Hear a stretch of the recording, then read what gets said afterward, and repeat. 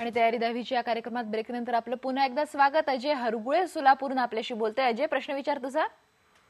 Good morning teacher. Good morning Ajay, तुझा प्रश्न विचार. मला विचारायचं होतं की लघुत्तरी प्रश्न कुठल्या पाठावर विचारतो? प्रत्येक पाठावर तो विचारू शकतात.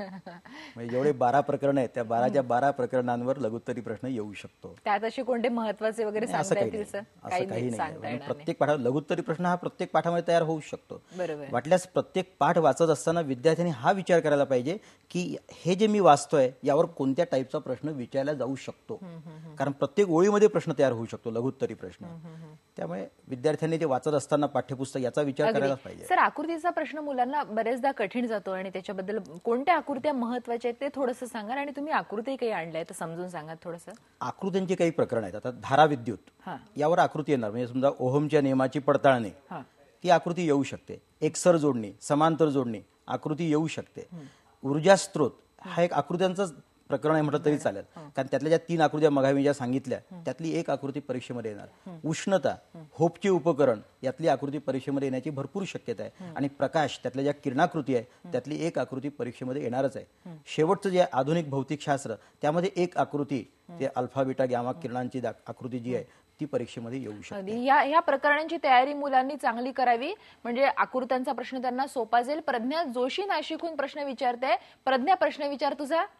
मला असं विचारायचं होतं की जे ऑब्जेक्टिव्ह प्रश्न येतात त्याच्यामध्ये 10 पैकी कोणतेही 7 सोडवा किंवा 8 सोडवा असे आलेले असतात. तर काय अपेक्षित असतं की तेवढे 7च सोडवावेत का पूर्ण 10 सोडवायचे असतात? काय ऑब्जेक्टिव्ह म्हणजे ऑब्जेक्टिव्ह म्हणजे जे ऑप्शन्स असतात ना, खरं म्हणजे सुरुवातीला आपल्याला जेवढे सांगितले असतील त्याने सांगितलं असेल की 4 पैकी 2 सोडवा तर आपण 2च सोडवावेत. त्याचं कारण जर आपण ते सोडवत बसलो आणि नंतरचे प्रश्न जर आपण सोडवू शकलो नाही तर आपले ते गुण गेले म्हणजे गेले. आणि नंतर मग जर आपल्याला वेळ मिळाला तर मात्र सगळे सोडवून ठेवायचे. कारण समजा जर आपण आधीच्या प्रश्नात काही चुकलो असू तर नंतर जर सोडला तर जो बरोबर असेल त्याचे मार्क पकडले जातात. म्हणजे हे महत्वाचं आहे की समजा एखादा प्रश्न चुकला असेल तुम्ही सगळे ऑप्शन सोडून ठेवले तर बरोबर याचे मार्क पकडले जातात. फायदेशीर ठरू शकतं वेळ असेल तर सोडवणं. श्वेता धूपकर बोलते पुण्याहून आपल्यासोबत. श्वेता, प्रश्न विचार तुझा. हॅलो, नमस्कार. नमस्कार श्वेता, प्रश्न विचार. माझा प्रश्न असा आहे की S1ची जी गणित असतात ना ती मला खूप अवघड जातात. तर त्यासाठी मी काय करू?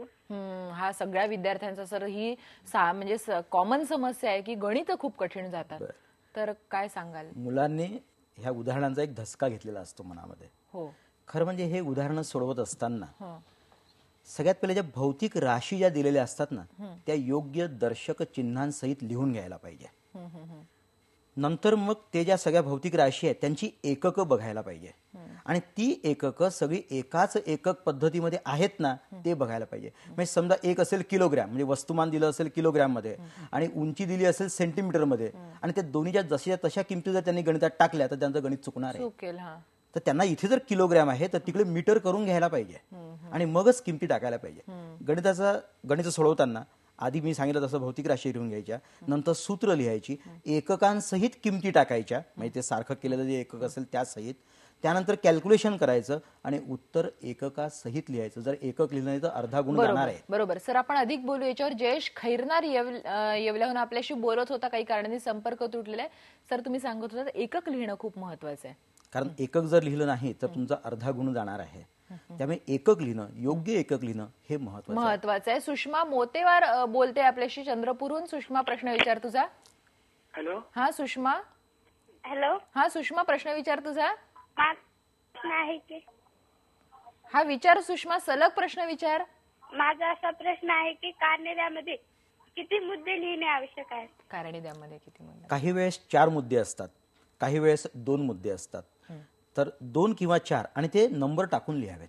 म्हणजे 1, 2 आणि मग त्या एक मुद्दा 1 गुण, एक मुद्दा 1 गुण. पण मोस्ट प्रोबॅबली जर 4 मुद्दे असतील तर 1, 2, 3, 4 मुद्दे टाकून आम्हाला नंबर टाकूनच मुद्दे लिहायला पाहिजे. जेवढे मुद्दे अपेक्षित आहे म्हणजे आहेत त्यात तेवढे 4 मुद्दे मॅक्झिमम. बरोबर आहे. अतुल मगर पुण्याहून बोलतोय आपल्यासोबत. अतुल, प्रश्न विचार तुझा. माझा प्रश्न असा आहे की आपल्याला तिसरा प्रश्न जो असतो उदाहरणाचा कोणत्या प्रकारावर जास्त भर द्यायचा? उदाहरणांकरिता उदाहरणांचीच काही प्रकरण आहेत. आता पहिलं प्रकरण त्यात उदाहरणं नाही आहेत, परंतु ऊर्जेचे प्रकार जे आहेत त्यात उदाहरणं आहेत, शक्ती जी आहेत त्यात उदाहरणं आहेत, ध्वनी जे आहेत त्यात उदाहरणं आहेत. तर त्यामुळे जी उदाहरणांची जी गणित आहेत, आता उदाहरणार्थ जूलचा नियम हे जे सूत्र आहे त्यावर एक गणित विचारणार, ओहमचा नियम सूत्र आहे त्यावर गणित विचारणार, ही जी सूत्र जी तयार होतात ना पुस्तकामध्ये त्यावर गणित विचारला जातात हे विद्यार्थ्यांनी लक्षात घ्यायला पाहिजे आणि त्यानुसार अभ्यास करायला पाहिजे. म्हणजे सूत्र पाठ करणं गणिताच्या सूत्र संदर्भामध्ये गणित महत्त्वाचं आहे. सोडवताना अतिशय आवश्यक आहे. अतिशय आवश्यक आहे. सर पुन्हा एकदा आपण आकृत्यांकडे वळूया. तुम्ही ती होपची उपकरण आकृती आणली ती जरा म्हणजे सांगा. विद्यार्थ्यांना मी आकृती दाखवतो म्हणजे त्यांना अधिक क्लिअर होईल. आता ही जी होपचे उपकरणाची जी आकृती आहे ना यामध्ये सगळ्यात महत्वाचा भाग काय आहे, हे कशा करताय तर हे पाण्याचं असंगत आचरण शिकवण्याकरता आहे. बरोबर आहे. त्यामुळे ह्या ज्या दोन तापमापे आहेत, एक 0°C आणि 4°C, दोन्ही तापमापे दाखवले आहेत. पण समजा हे 4°C जर इथे झालं आणि हे 0 जर इथे झालं तर त्या मुलाला खरं म्हणजे पाण्याचं असंगत आचरण काहीही कळलेलं नाही असा त्याचा अर्थ होईल. जसं मी म्हणालो की आकृती म्हणजे चित्र नाहीये, त्यामध्ये एक शास्त्र लपलेलं आहे, तर ते शास्त्र हे आहे. आता या आकृतीमध्ये सुद्धा हे 0 जे आहे ते थोडंसं कमी दाखवायला पाहिजे, 4 जे आहे ते थोडंसं जास्त दाखवायला पाहिजे. काही काही मुलं तर यामध्ये सुद्धा ही तापमापी खुपसून देतात. मी ती फार मोठी चूक आहे, त्यांना त्यातलं शास्त्र कळलं नाही असं त्याचा अर्थ होईल. ही आकृती अत्यंत महत्वाची आहे, ही प्रत्येक विद्यार्थ्यांनी करून ठेवायला पाहिजे. आणि सर आपण याच्याबद्दल आणखी बोलूया. इतरही तुम्ही आकृती आणलेल्या आहेत. बबन खोडके शेगावहून बोलतोय आपल्यासोबत. बबन प्रश्न विचार तुझा. हॅलो मॅडम, मी पवन बोलतोय. हा पवन प्रश्न विचार तुझा. मला सरांना हे विचारायचं होतं की जी क्वेश्चन बँकची जे जीवनजीपची ज्याच्यावर ब्ल्यू प्रिंट दिलेली आहे त्यानुसार क्वेश्चन पेपर सेट होतो की कसं वेगळा? आणि दुसरा प्रश्न म्हणजे स्ट्रेंथ ऑफ सोल्युशन बद्दल थोडं एक्सप्लेन कराल का? सरांनी याचं उत्तर मला वाटतं आधीच दिलेलं आहे, तरी पुन्हा एकदा. प्रश्न कुठून असं काही ठरलेलं नाही आणि जीवनदीप वगैरे तर ते प्रश्न काढताना वापरतच नाहीत. त्यामुळे पुस्तक हे प्रमाण समजायचं, म्हणजे पाठ्यपुस्तक प्रमाण. त्यामुळे त्यातूनच प्रश्न विचारला जाणार. जीवनदीप किंवा अजून कुठलं तरी मार्गदर्शक पुस्तक. बरोबर आहे. केतन शिंदे आपल्याशी बोलतोय. केतन प्रश्न विचार तुझा. माझा प्रश्न असा आहे, कारणे द्या ते फरक स्पष्टीकरणामधले किती मुद्दे लिहिले अपेक्षित आहे? कारणे द्या फरक स्पष्ट करामध्ये किती मुद्दे लिहिले? कारण द्यामध्ये मी मगाच सांगितलं तसंच फरक स्पष्ट करामध्ये 4 मुद्दे विद्यार्थ्यांनी लिहावेत. परंतु कधी कधी पेपरमध्ये सांगितलेलं असतं की 2 मुद्दे लिहा, मग तेव्हा 2 लिहावेत. पण जर असं काही सूचना नसेल तर 4 मुद्दे लिहायला पाहिजे. म्हणजे याच्यातून हे पण स्पष्ट होतं सर की प्रश्नपत्रिकाही नीट वाचणं खूप गरजेचं आहे. अत्यंत आवश्यक आहे, अत्यंत आवश्यक आहे. प्रत्येक मुद्दा अर्धा गुण असं हे प्रमाण विद्यार्थ्यांनी डोक्यात ठेवावं. अगदी. अभिलाष संगमनेरकर अहमदनगरहून आपल्याशी बोलतोय. अभिलाष प्रश्न विचार. नमस्ते मॅडम, माझा प्रश्न असा आहे की 11व्या धड्यामध्ये ज्या प्रकाशाच्या भरपूर आकृत्या दिल्या आहेत त्यामध्ये महत्वाच्या आकृत्या कोणत्या आहेत?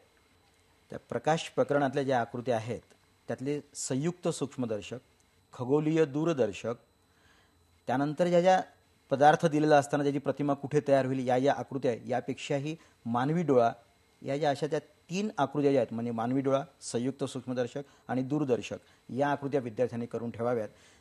त्यांना त्यातलं जे सूत्र जे आहे नेमकं म्हणजे पदार्थ कुठे तर प्रतिमा कुठे मिळेल हे एकदा कळल्यानंतर त्या ज्या सगळ्या पदार्थ आणि प्रतिमेच्या ज्या आकृत्या आहेत त्या विद्यार्थ्यांना जमणारच आहेत. जमणारच आहे. बाऊ करायची गरज नाही. अगदी सर, आपल्याला इतके फोन येतात आहे विद्यार्थ्यांची, त्या सगळ्यांची उत्तर द्यायला, तुमच्या प्रश्नांची, तुमच्या शंकांचं समाधान करायला सर आपल्यासोबत आहे. हा कार्यक्रम जो आहे तो तुम्ही पुन्हा आजच दुपारी 5:30 वाजता बघू शकता. शिवाय आमची वेबसाईट आहे www.ibnlokmat.tv, यावर सुद्धा हा कार्यक्रम अपलोड केलेला असतो आणि सर जे बोलतात त्याच्या टिप्स लिहिलेल्या असतात. आणि इथे आपण घेतो आहोत एक ब्रेक. पहा फक्त IBN लोकमत.